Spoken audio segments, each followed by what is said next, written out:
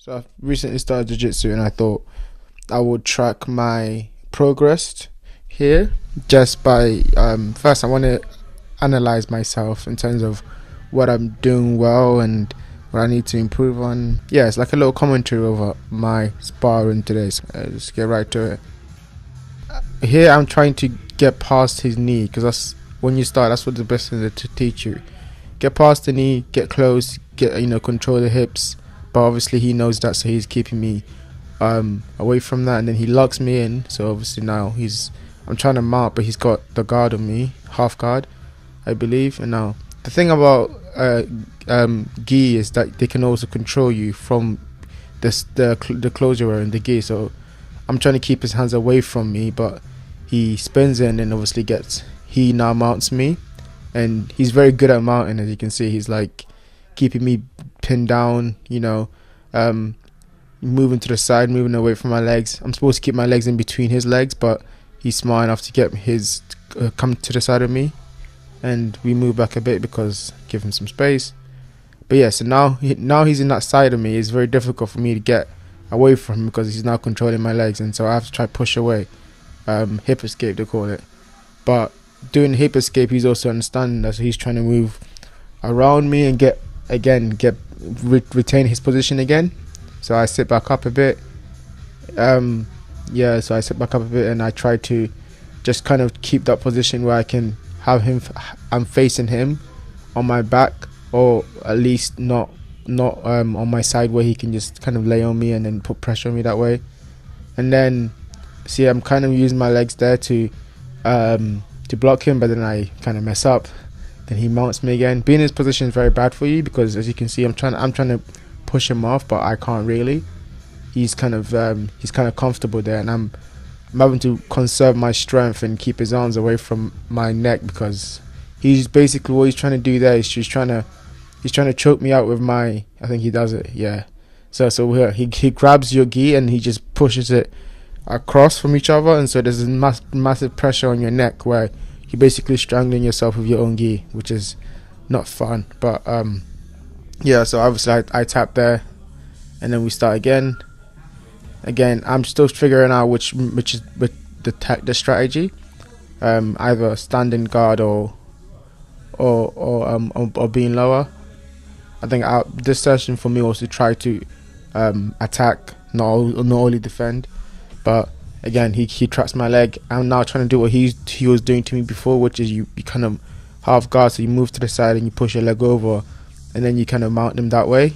I go for it there, but his arms, you see his right arms was blocking my other leg, so I wasn't able to do that. And he's now got a very good grip on my neck. Here I tried to kind of like put my leg over him, but then he pushes the leg down and mounts me again. So now you can see he's mounted me, and I understand what's coming next, so I'm trying to stop it as much as I can by moving backwards, but he's keeping close and keeping, again with gi is very important, the controls.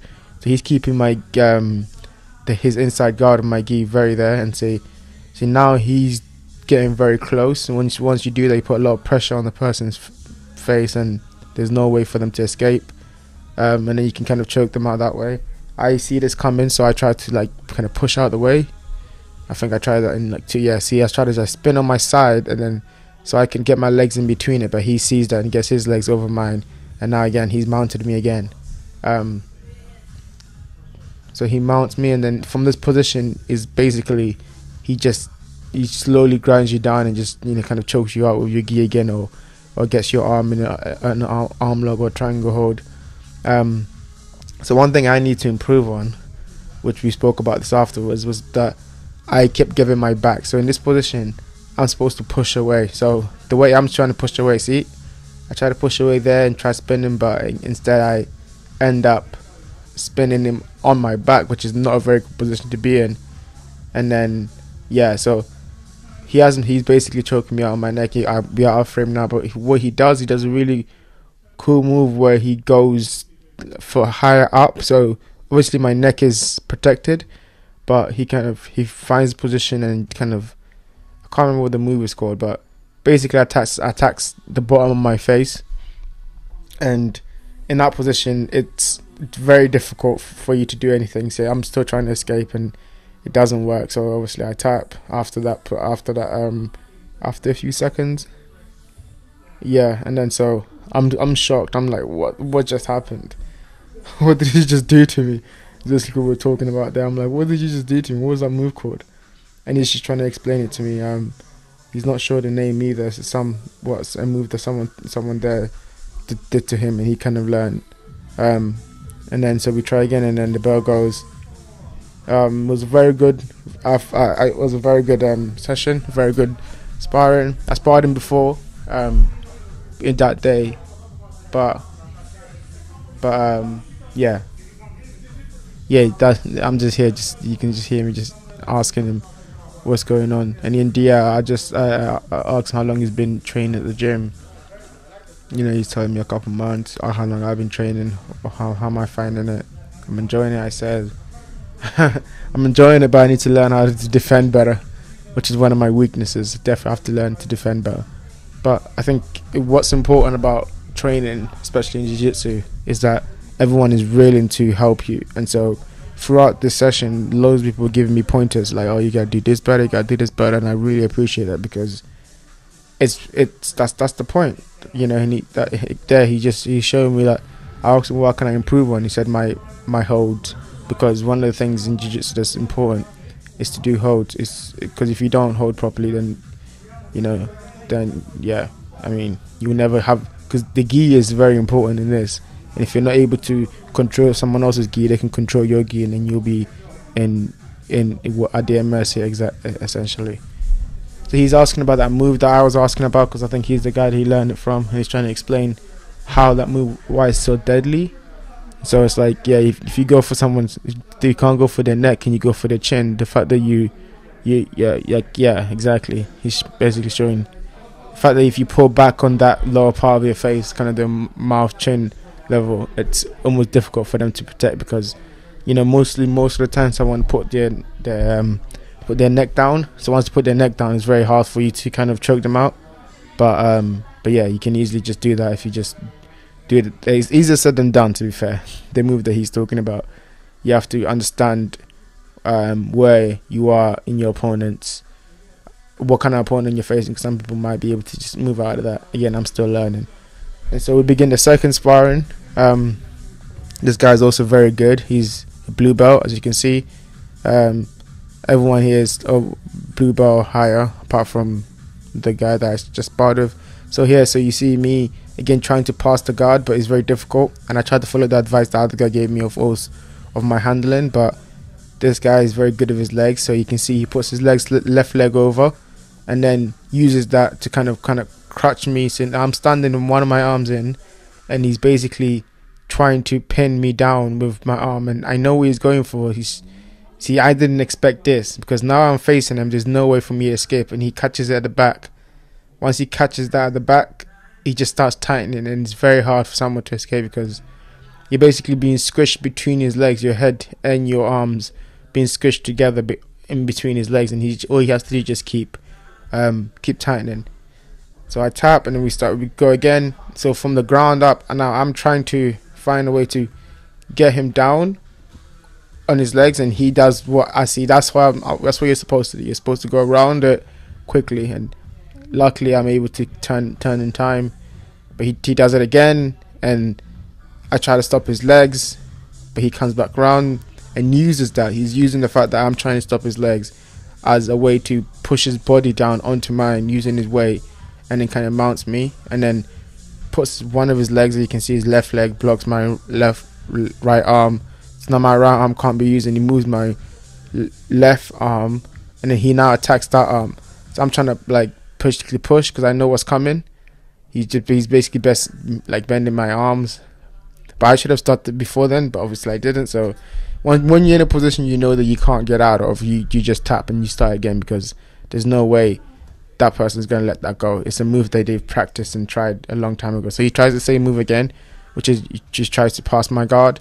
I end up again messing up, instead of, because you got to be very quick on the ground when someone's trying to press your guard. You have to always be able to face them on, at least on your side, and then never let them on top of you. So now he's kind of he's I escape, but again, as I escape, I give him my back, and that's very, very bad, because if he's close enough and he can see what he's trying to do now, which is basically get the gi on my arm, so I'm basically strangling myself from my own arm, and I'm trying to spin so he can't put the force the other way, and through that again. But he's in a good position. See, he's in a calm position. All he has to do is keep calm and just basically, yep, strangle me out with my yungi. And I tap again, because when you get in that position, the force on your neck is way stronger than you know than it would be normally if it was no gi. You know, you can't really escape that. Again, you see that leg lock. Uses that leg lock to bring me down. I try to keep him half guard. So in this position, I'm supposed to push down. So I'm out of frame, so you can't really see it. But I'm supposed to push down. He does this thing to me where he basically, in an effort for me to open my guard, he pushes my gi one way and the other. So the friction between, just like how you would do a cross. There's two ways to choke someone out. You can do it across, or you can do one like back and forward and back. He does the back, like the forward and back one, which I wasn't used to. So I tapped, and then I was asking him like, what did you just do to me? Like, what is that? And that's so I'm letting him show me again, but we're off frame, so you can't see that. And he's saying that, yeah, if you had your leg around me, the one of the quickest way to get your leg off me is to put pressure on your neck, and then an effort for you to move your neck, you're probably going to open your legs. Like, yeah, so you open your guard, and once you open your guard, it's easier for me to kind of, you know, escape the guard and put the pressure again. So that's what he showed me, and that's what we do. Then he also mentions about how it's easy for me to take my back because I'm always moving into my back, and that's probably no good idea.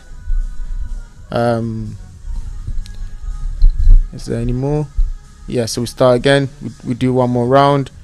Again, I'm trying to pass his legs, but one thing I have to learn is that when someone's trying to pass your legs, push them forward. You hold them in place. See, that was very good. See, he basically turned it on me. I was trying to pass his guard. He held me in place and put his legs around me, and then push forward off that. And see, now I'm trying to spin. See, that was a mistake again. In an effort to try to spin out of his mount, I turn my back. But it's easier to actually choke someone out on their back once you have their back, because they can't really control. You know, you're in their blind spot and they can't really control you. And then, as you can see, he's just opposite. All you gotta do is lean back and open the person up.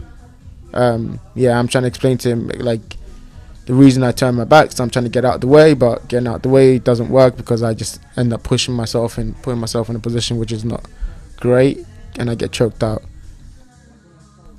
So yeah, it's something that obviously I'm trying new, and I thought it'd be good to show you the progress. That, you know, not everything that, you know, I do I'm going to be 100% great at. I understand that you will start at the bottom, but the more you do it, the better you get. And so hopefully we can see the progress on this channel from where I am today. This is my first one I'm showing online, to where I might be in a year's time or 2 years time, where I can, you know, better understand the tactics or better the strategy of what I'm trying to do. But anyway, thanks for watching. Peace.